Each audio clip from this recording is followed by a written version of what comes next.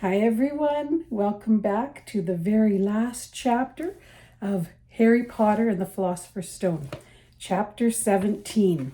After this, I will have to start reading book 2. This is getting to be such an exciting book series. I love it. So, chapter 17, The Man with Two Faces. This is the very last chapter. It was Quirrell. "You!" gasped Harry. Quirrell smiled. His face wasn't twitching at all. "Me," he said calmly. "I wondered whether I'd be meeting you here, Potter."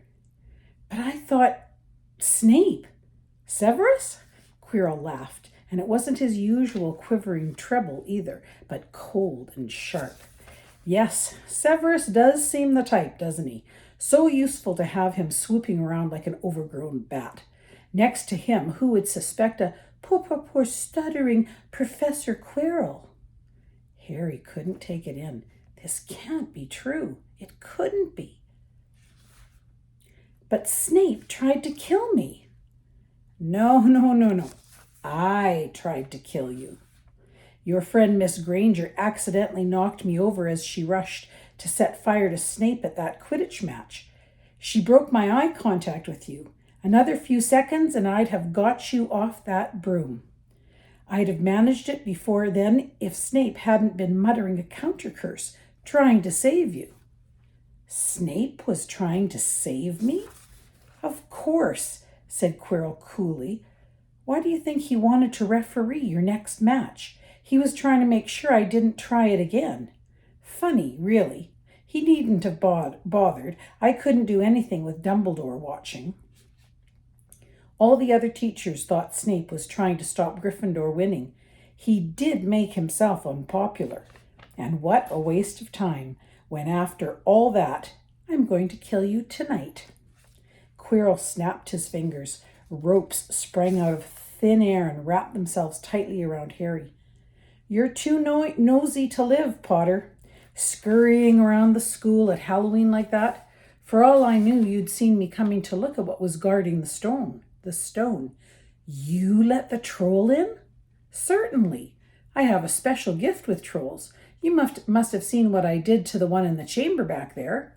Unfortunately, while everyone else was running around looking for it, Snape, who already suspected me, went straight to the 3rd floor to head me off. And not only did my troll fail to beat you to death, that 3-headed dog didn't even manage to bite Snape's leg off properly. Now, wait quietly, Potter.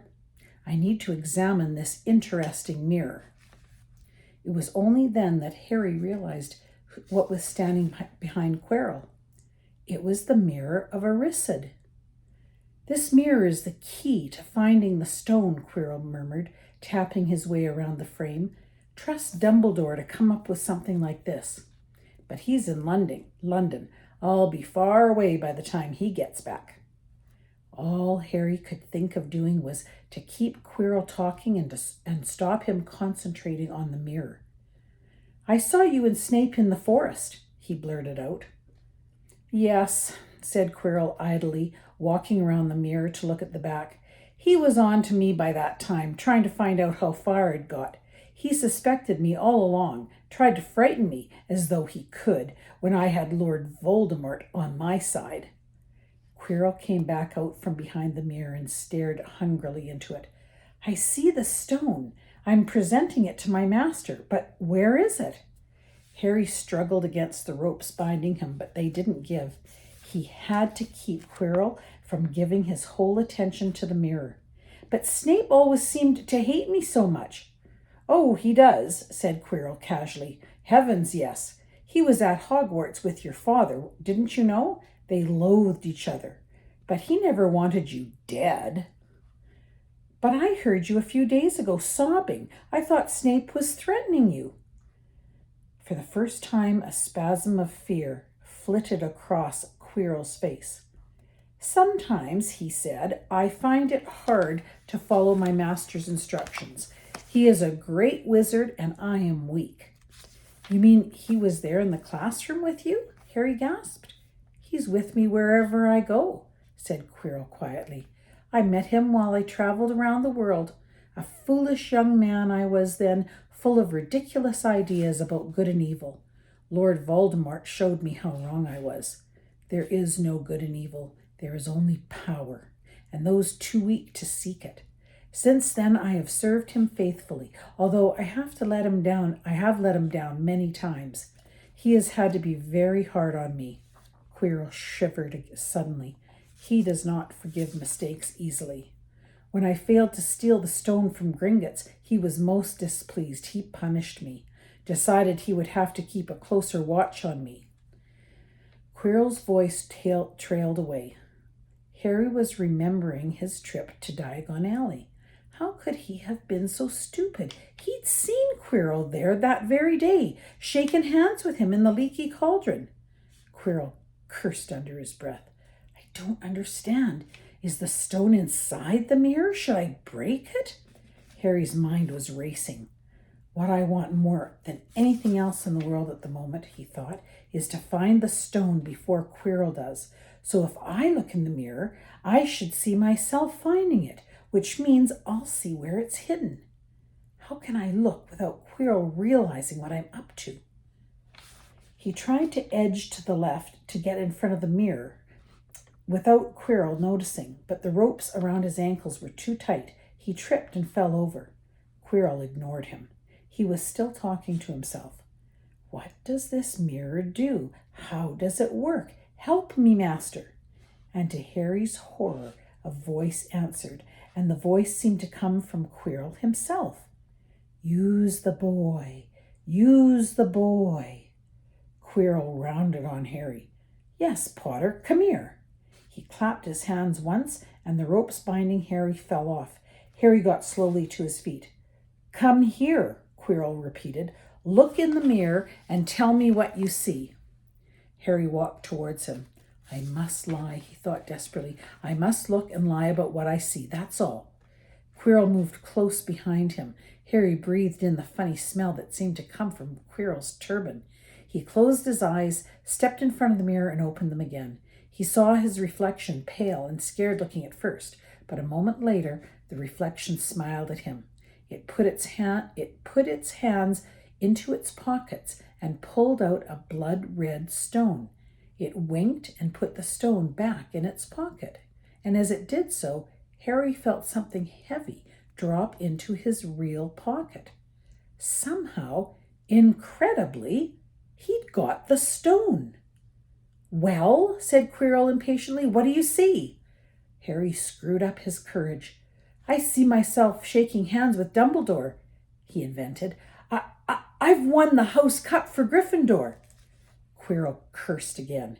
Get out of the way, he said. As Harry moved aside, he felt the Philosopher's Stone against his leg. Dare he make a break for it? But he hadn't walked 5 paces before a high voice spoke, though Quirrell wasn't moving his lips. He lies! He lies! Potter, come back here, Quirrell shouted. Tell me the truth. What did you see? The high voice spoke again. Let me speak to him face to face. Master, you're not strong enough. I have strength enough for this. Harry felt as if Devil's Snare was rooting him to the spot. He couldn't move a muscle. Petrified, he watched as Quirrell reached up and began to unwrap his turban. What was going on? The turban fell away. Quirrell's head looked strangely small without it. Then he turned slowly on the spot. Harry would have screamed, but he couldn't make a sound. Where there should have been a back to Quirrell's head, there was a face. The most terrible face Harry had ever seen. It was chalk white with glaring red eyes and slits for nostrils like a snake. Harry Potter, it whispered. Harry tried to take a step backwards, but his legs wouldn't move. See what I have become, the face said. Mere shadow and vapor. I have form only when I share another's body. But there have always been those willing to let me into their hearts and minds. Unicorn blood has strengthened me these past weeks. You saw faithful Quirrell drinking it for me in the forest, and once I have the elixir of life, I will be able to create a body of my own. Now, Why don't you give me that stone that's in your pocket? So he knew. The feeling suddenly surged back into Harry's legs and he stumbled backwards. Don't be a fool, snarled the face. Better save your own life and join me, or you'll meet the same end as your parents. They died begging me for mercy. Liar! Harry shouted suddenly. Quirrell was walking backwards at him so that Voldemort could still see him. The evil face was now smiling. How touching, it hissed. I always value bravery. Yes, boy, your parents were brave. I killed your father first, and he put up a courageous fight. But your mother needn't have died. She was trying to protect you. Now give me the stone unless you want her to have died in vain. Never! Harry sprang towards the flame door, but Voldemort screamed, Seize him! And the next second, Harry felt Quirrell's hand close on his wrist. At once a needle-sharp pain seared across Harry's scar. His head felt as though it was about to split in two. He yelled, struggling with all his might, and to his surprise, Quirrell let go of him. The pain in his head lessened. He looked around wildly to see where Quirrell had gone and saw him hunched in pain, looking at his fingers. They were blistering before his eyes. Seize him! Seize him!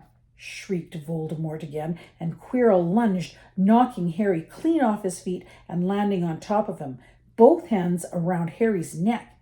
Harry's scar was almost blinding him with pain, yet he could see Quirrell howling in agony.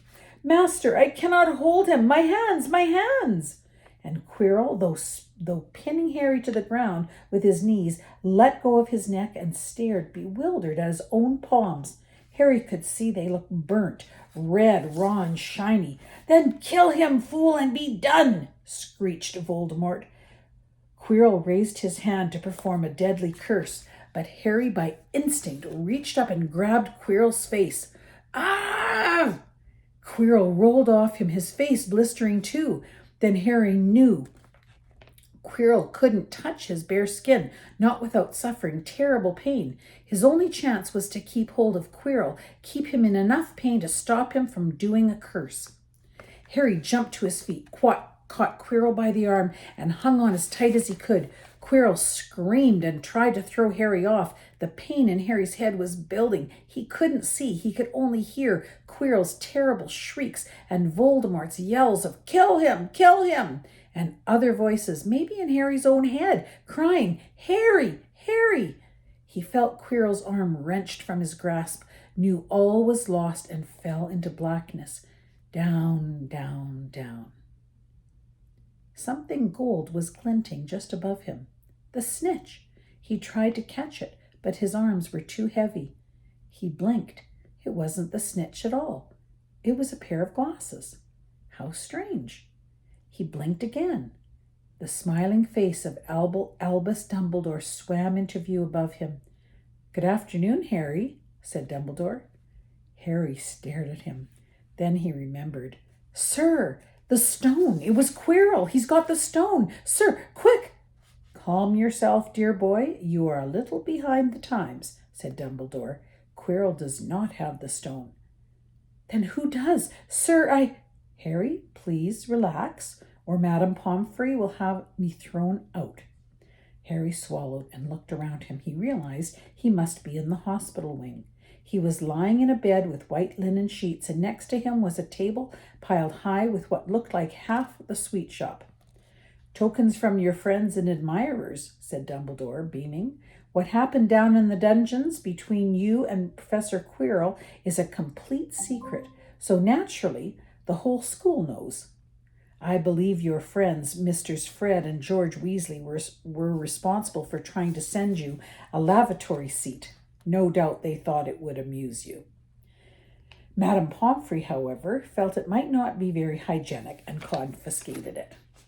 How long have I been in here? 3 days.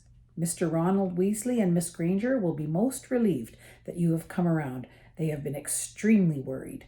But, sir, the stone. I see you are not to be distracted. Very well, the stone. Professor Quirrell did not manage to take it from you. I arrived in time to prevent that, although you were doing very well on your own, I must say." "You got there? You got Hermione's owl?" "We must have crossed in midair. No sooner had I reached London than it became clear to me that the place I should be was the one I had just left. I arrived just in time to pull Quirrell off you."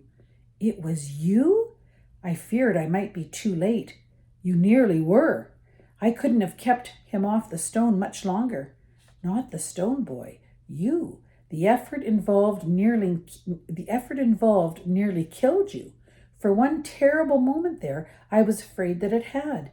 As for the stone, it has been destroyed." "Destroyed?" said Harry blankly. "But your friend, Nicholas Flamel." "Oh, you know about Nicholas," said Dumbledore, sounding quite delighted. "You did do the thing properly, didn't you? Well, Nicholas and I have had a little chat and agreed it's all for the best." "But that means he and his wife will die, won't they?" "They have enough elixir stored to set their affairs in order, and then, yes, they will die." Dumbledore smiled at the look of amazement on Harry's face. "To one as young as you, I'm sure it seems incredible, but to Nicholas and Perenelle, it really is like going to bed after a very, very long day. After all, to the well-organized mind, death is but the next great adventure. You know, the stone was really not such a wonderful thing. As much money and life as you could want. The two things most humans would choose above all. The trouble is, humans do have a knack of choosing precisely those things that are the worst for them." Harry lay there, lost for words. Dumbledore hummed a little and smiled at the ceiling. "Sir," said Harry, "I've been thinking. Sir, even if the stone's gone, you know who. You can call him Voldemort, Harry. Always use the proper name for things. Fear of a name increases fear of the thing itself." "Yes, sir. Well, Voldemort's going to try other ways of coming back, isn't he? I mean, he hasn't gone, has he?" "No, Harry, he is not. He is still out there somewhere, perhaps looking for another body to share. Not being truly alive, he cannot be killed. He left Quirrell to die. He shows just as little mercy to his followers as to his enemies. Nevertheless, Harry, while you may only have delayed his return to power, it will merely take someone else who is prepared to fight what seems a losing battle next time. And if he is delayed again and again, why, he might never return to power." Harry nodded, but stopped quickly because it made his head hurt. Then he said, "Sir, there are some things I'd like to know if you can tell me. Things I want to know the truth about." "The truth," Dumbledore sighed. "It is a beautiful and terrible thing, and should therefore be treated with great caution. However, I shall answer your questions unless I have a very good reason not to, in which case I beg you'll forgive me. I shall not, of course, lie." "Well, Voldemort said that he only killed my mother because she tried to stop him killing me. But why would he want to kill me in the first place?" Dumbledore sighed very deeply this time. "Alas, the first thing you ask me, I cannot tell you. Not today, not now. You will know one day. Put it from your mind for now, Harry, when you are older. I know you hate to hear this. When you are ready, you will know." And Harry knew it would be no good to argue. "But why couldn't Quirrell touch me?" "Your mother died to save you. If there is one thing Voldemort cannot understand, it is love. He didn't realize that love, as powerful as your mother's, for you, leaves its own mark. Not a scar, not a visible sign. To have been loved so deeply, even though the person who loved us is gone, will give us some protection forever. It's in your very skin. Quirrell, full of hatred, greed, and ambition, sharing his soul with Voldemort, could not touch you for this reason. It was agony to touch a person marked by something so good." Dumbledore now became very interested in a bird out on the windowsill, which gave Harry time to dry his eyes on the sheet. When he had found his voice again, Harry said, "And the invisibility cloak, do you know who sent it to me?" "Ah, your father happened to leave it in my possession, and I thought you might like it." Dumbledore's eyes twinkled. Useful things. Your father used it mainly for sneaking off to the kitchens to steal food when he was here. And there's something else. Fire away. Quirrell said Snape, Professor Snape, Harry. Yes, him. Quirrell said he hates me because he hated my father. Is that true? Well, they did rather detest each other, not unlike yourself and Mr. Malfoy. And then your father did something Snape could never forgive. What? He saved his life. What? Yes, said Dumbledore dreamily. Funny the way people's minds work, isn't it? Professor Snape couldn't bear being in your father's debt. I do believe he worked so hard to protect you this year because he felt that would make him and your father quits. Then he could go back to hating your father's memory in peace. Harry tried to understand this, but it made his head pound, so he stopped. And sir, there's one more thing. Just the one? How did I get the stone out of the mirror? Ah, now I'm glad you've asked me that. It was one of my more brilliant ideas, and between you and me, that's saying something. You see, only one who wanted to find the stone, find it, but not use it, would be able to get it.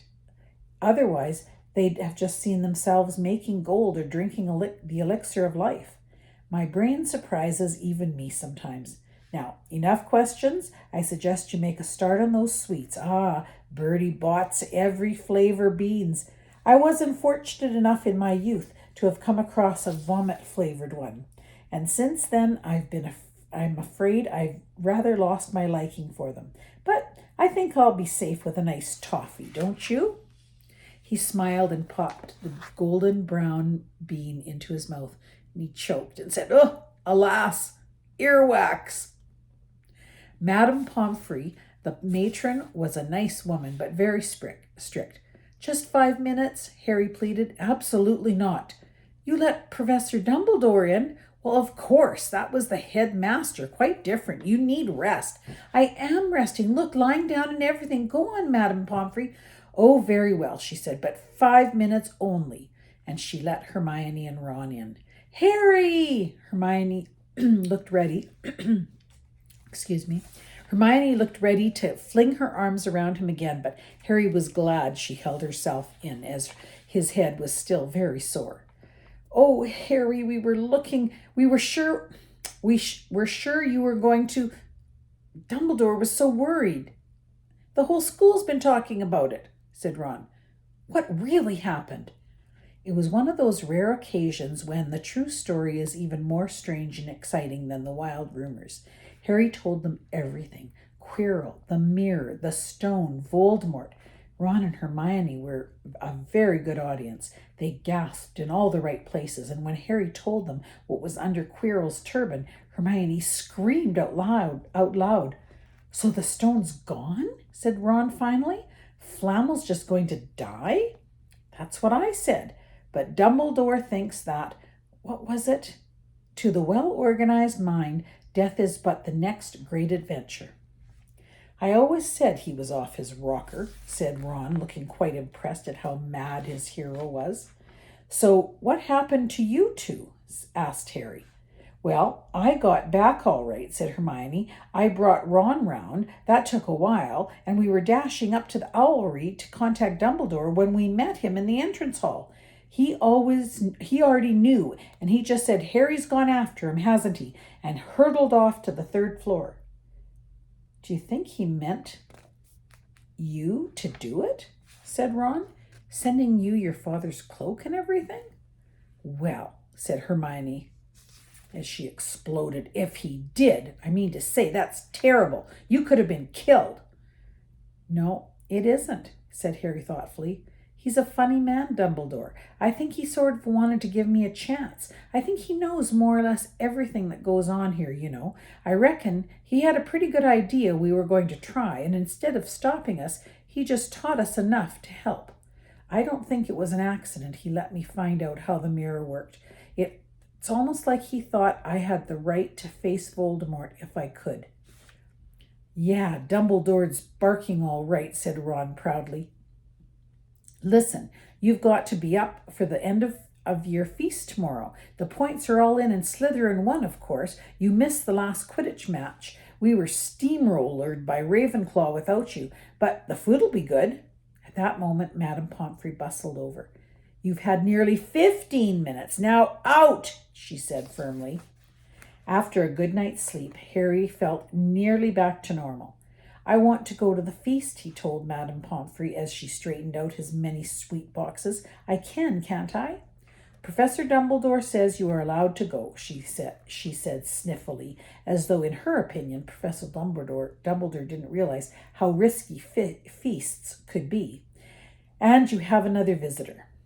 "Oh, good," said Harry. "Who is it?" Hagrid sidled through the door as he spoke. As usual, when he was indoors, Hagrid looked too big to be allowed. He sat down next to Harry, took one look at him, and burst into tears. "It's all my ruddy fault," he sobbed, his face in his hands. "I told the evil jit how to get past Fluffy. I told him. It was the only thing he didn't know, and I told him. You could have died, all for a dragon egg. I'll never drink again. I should be chucked out and made to live as a muggle." "Hagrid," said Harry, shocked to see Hagrid shaking with grief and remorse, great tears leaking down onto his beard. "Hagrid, he'd have found out somehow. This is Voldemort we're talking about. He'd have found out even if you hadn't told him." "Yeah, could have died," sobbed Hagrid. And don't say the name." "Voldemort!" Harry bellowed, and Hagrid was so shocked he stopped crying. "I've met him, and I'm calling him by his name. Please cheer up, Hagrid. We saved the stone. It's gone. He can't use it. Here, have a chocolate frog. I've got loads." Hagrid wiped his nose on the back of his hand and said, "That reminds me, I've got you a present." "It's not a stout sandwich, is it?" said Harry anxiously, and at last Hagrid gave a weak chuckle. "Nah, Dumbledore gave me the day off yesterday to fix it. Course, he should have sacked me instead. Anyway, got you this." It seemed to be a handsome leather-covered book. Harry opened it curiously. It was full of wizards' photographs. Smiling and waving at him from every page were his mother and father. "Sent owls off to your parents' old school friends asking for photos. Knew you didn't have any. Do you like it?" Harry couldn't speak, but Hagrid understood.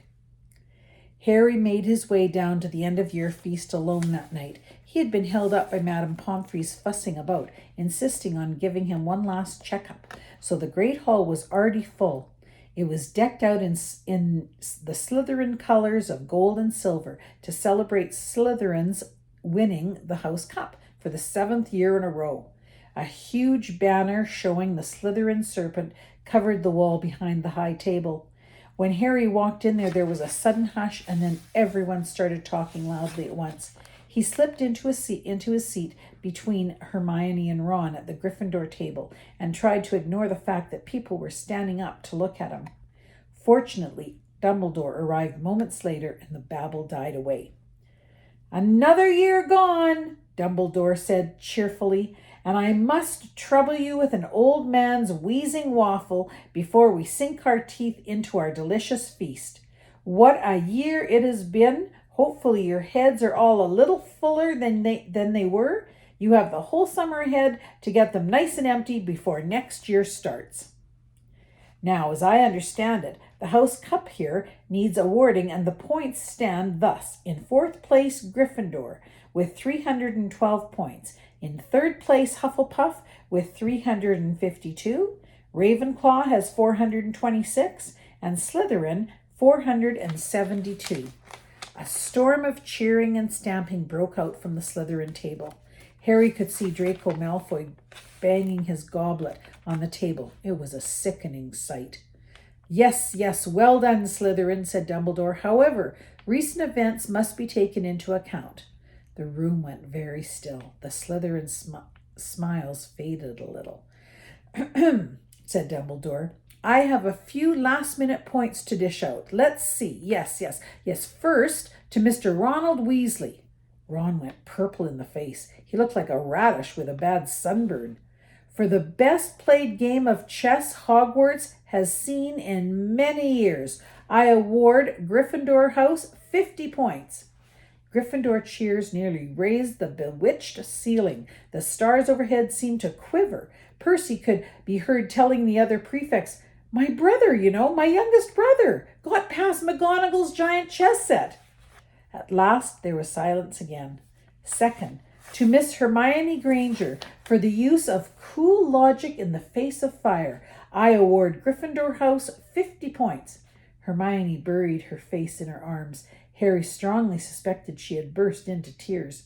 Gryffindors up and down the table were beside themselves. They were 100 points up. Third, to Mr. Harry Potter, said Dumbledore. The room went deadly quiet.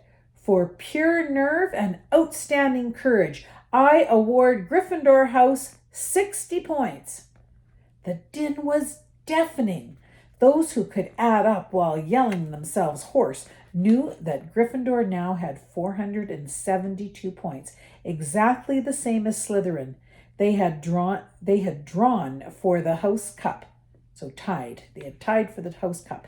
If only Dumbledore had given Harry just one more point. Dumbledore raised his hand. The room gradually fell silent. There are all kinds of courage, said Dumbledore, smiling. It takes a great deal of bravery to stand up to our enemies, but just as much to stand up to our friends. I therefore award 10 points to Mr. Neville Longbottom. Someone standing outside the great hall might well have thought some sort of explosion had taken place. So loud was the noise that erupted from the Gryffindor table. Harry, Ron, and Hermione stood up to yell and cheer as Neville, white with shock, disappeared under a pile of people hugging him. He had never won so much as a point for Gryffindor before.